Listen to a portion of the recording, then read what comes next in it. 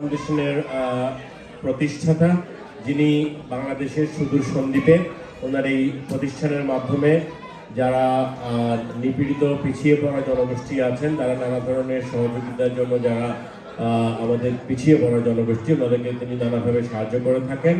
আমাদের সকলের পরিচিত জনাব আব্দুল কাদের মিয়াকে আমি মঞ্চে এসে দুটি কথা আজকের এই অনুষ্ঠানে বলার জন্য অনুরোধ জানাচ্ছি।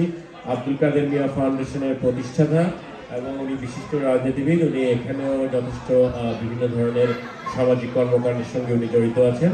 জনাব আব্দুল কাদের মিয়া, তাকে আমি মঞ্চে এসে দুটি কথা বলার জন্য বিনীতভাবে অনুরোধ জানাচ্ছি। জনাব আব্দুল কাদের মিয়া।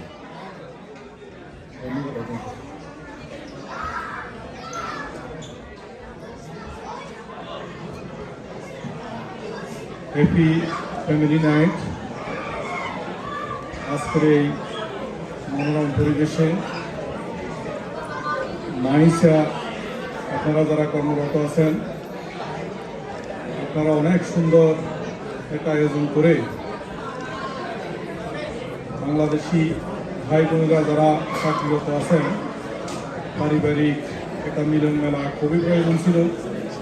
আপনারা একটা সময় উপযোগী সিদ্ধান্ত নিয়ে সকলকে একত্রিত করা এবং আমরা সমাজের বিভিন্ন স্তরে যারা আছি আমাদেরকে দাওয়াত দিয়ে সম্মানিত করাই আমার ব্যক্তিগত পক্ষ থেকে আপনাদের সকলকে অনেক ধন্যবাদ এবং কৃতজ্ঞতা প্রকাশ করে এবং আপনাদের সকলের সুস্বাস্থ্য এবং দীর্ঘায়ু কামনা করে এবং পারিবারিকভাবে আপনারা যারা একত্রিত হয়েছেন, আগামীতেও আপনাদের সকলের জন্য শুভকামনা রেখে আমার বক্তব্য এখানে শেষ করলাম। আসসালামু আলাইকুম, সবাই ভালো থাকবেন। ধন্যবাদ।